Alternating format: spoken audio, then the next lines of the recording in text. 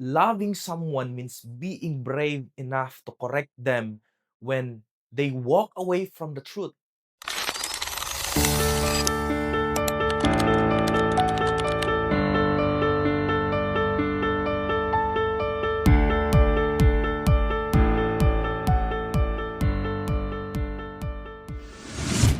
Hi there. Welcome to our daily mana. Many years ago, I was living in my province, Zamboanga, Sibugay. You know how life is in the province? It is a very quiet and simple life. We live in a barrio where anyone or everyone knows your name. And when we treat our neighbors just like our own family, growing up there, I've learned that we always have to look out for one another. If someone is sick or if there is a problem, we all step up to help.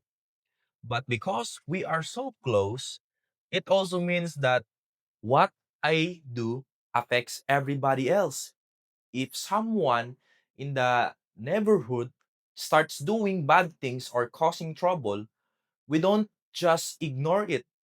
When someone goes down the wrong path, we temporarily change how we treat them. We might stop inviting them to hang out or refuse to act like everything is fine just to help them realize they are making a mistakes. But even when we give them space, we never hate them. We still visit them, talk to them kindly, and give them advice like a brother because we want nothing more than to welcome them safely back home. And this is exactly what it looks like in our spiritual family. In the church, we are bound together by something even deeper, and we are united by the blood of Jesus Christ because we are care for each other. We cannot simply sit back and watch our fellow believers destroy their faith or disobey God's word. This is what the Apostle Paul wanted to address with the believers in Thessalonica. He wanted the church to understand that loving someone means being brave enough to correct them when they walk away from the truth. He wrote this because he needed to give clear guidelines on how to handle church members who completely ignored biblical instructions. So let's open our scriptures to see what Paul said in Second Thessalonians chapter 3 verses 14 to 15. The word of the Lord says, "If anyone does not obey our instruction in this letter, take special note of that person and do not associate with him so that he will be put to shame. Yet do not regard him as an enemy, but admonish him as a brother." And may good Lord bless upon the reading of his word. At the time Paul wrote this letter, he had just given very strong instruction about avoiding laziness and working hard. However, he knew that some stubborn individuals might still refuse to obey the teaching written in his letter. And Paul did not want the church to tolerate this stubborn disobedience because it damages the entire congregation's testimony. The believers were told to stop hanging out with the members who disobeyed. By refusing to act like everything was fine, the church showed the person that their actions were wrong.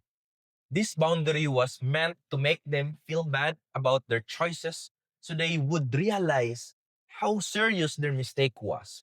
And the second part is that Paul immediately balanced the compassion without compromise. He warns the church, do not regard him as an enemy, but admonish him as a brother. This is a important idea because the purpose of the church discipline is never punishment, isolation, or hatred. The goal of the church is always restoration. The church must look at the stubborn member not as a hostile outsider to be defeated, but as a hurting brother or sisters who need to be brought back to the right fight in Christ Jesus. And my brothers and sisters in the Lord, these scriptures that we talk about speaks directly into our lives today. Because true Christian love requires to be balanced the truth and restoration. It challenges how we deal with the people.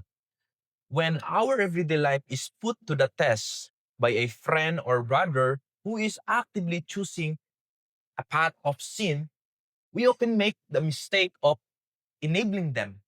We pretend nothing is wrong because we want to avoid awkwardness.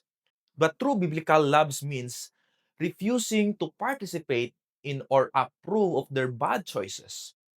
When our social life is put to the test by having to create boundaries, we must guard our hearts against pride. It is easy to look down on someone, gossip about them, or treat them like a total enemy once they fail. But if our hearts are filled with anger instead of desire to see them restored, we are failing to show the heart of Christ. When we really understand that God values both love and restorations, changes how we handle accountability in our church and family. We must be willing to hold each other to a standard of God's word. Let us all pray.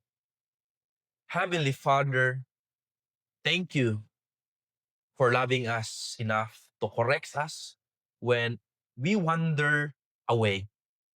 Give our church community the courage and wisdom to set healthy boundaries when a brother or sisters fall into disobedience. Lord, help us never to act of hatred, anger, or pride.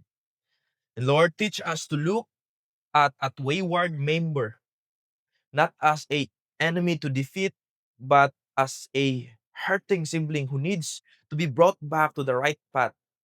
And Lord, may your restoration love always lead us, Lord. In the name of the Father, and of the Son, and of the Holy Spirit.